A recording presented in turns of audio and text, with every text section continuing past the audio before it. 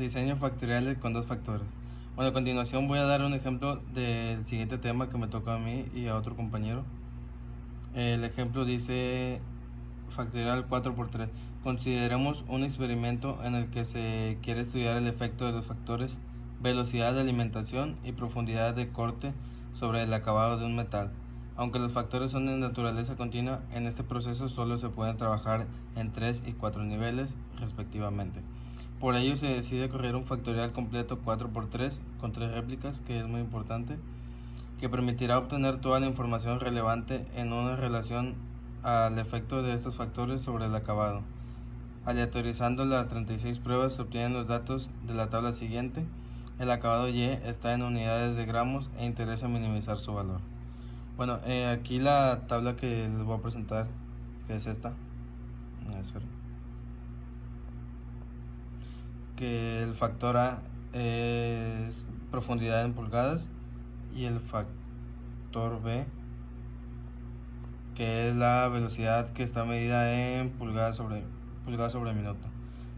Aquí están lo que son los cuatro acabados o las cuatro columnas del factor A de la profundidad, que son punto 15, punto 18, punto 21 y punto 24, y en el factor B que son 0.2, 0.25 y 0.3. Bueno, con estos datos tengo que sacar las sumas de todos estos datos y los promedios. Para sacar los totales de y de punto 15, primero con la función suma tomé en cuenta todos estos valores que son los de aquí y me dio lo que es 763. Ya pues lo siguiente sería arrastrar la fórmula y ya me da el valor de las siguientes columnas, que serían estas. Y de igual manera para los totales de YJ o para el factor B, que igual es la suma de todos estos datos. Y lo mismo haremos con los promedios, que utilizaré la función promedio, que es igual promedio, y de la misma manera que saqué los totales, sacaré el promedio, que sería así. Función promedio, selecciono los datos, le doy un enter y ya solo arrastro la fórmula. Y como podemos ver aquí, los factores de A es igual a 4, que son estas cuatro columnas. Los factores de B son 3 y el número de réplicas son 3 también. Y lo que es el valor n mayúscula es igual al número total de datos. Bueno, a continuación les mostraré lo que sería lo que es la suma y el promedio de interacciones, que aquí solo fue que reacomodé la misma tabla que les mostré arriba y reduje el número de renglones a 1. Para obtener estos datos solo ocupé la función de suma,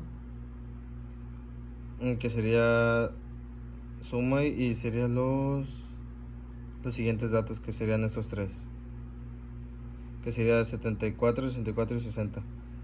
Bueno, sumé esos datos y los pasé a la siguiente tabla y ya nada más arrastré la fórmula y ajusté todo de nuevo. Para esta siguiente tabla, que son los promedios de las interacciones,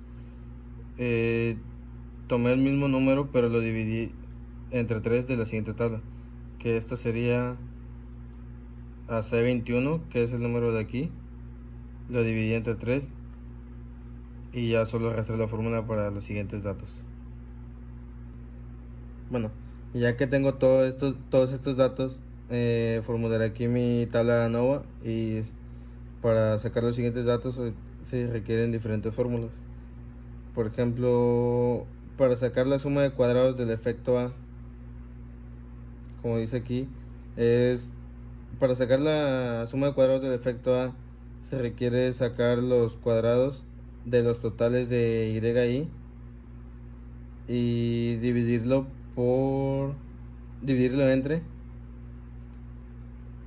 entre B por N, que sería 3 por 30, B por N minúscula, perdón, que sería 3 por 3. Y después de eso sería restarle la suma total de los datos entre lo que sería lo que es la n mayúscula, que es el número total de datos, por lo que nos da un total de 2125.111. Para la suma de cuadrados del efecto B, utilizamos la función suma producto y seleccionamos lo que es los datos totales de YJ, que serían estos de aquí, y esos los dividimos por lo que sería A por N, que sería 4 por 3, y a esto le restamos lo que sería el total de todos los valores que tengo aquí, elevado al cuadrado, y lo dividimos por lo que sería n mayúscula, que es el número total de datos. Ahora lo que sigue sería la suma de cuadrados de lo que es el efecto AB. Para esto utilizaremos la función de suma producto y seleccionamos lo que es la suma de interacciones, y esto lo vamos a dividir entre n, que sería K4, que sería 3. Eso le restamos lo que sería el total de los valores elevado al cuadrado entre n mayúscula, que sería 36, y a eso le restamos lo que es la suma de cuadrados del efecto A menos la suma de cuadrados del efecto B. Ahora sacaremos lo que es la suma de cuadrados totales, que igual con la misma función suma producto selecciono todos los datos de mi tabla que tenemos aquí, y a eso le vamos a restar lo que sería igual el valor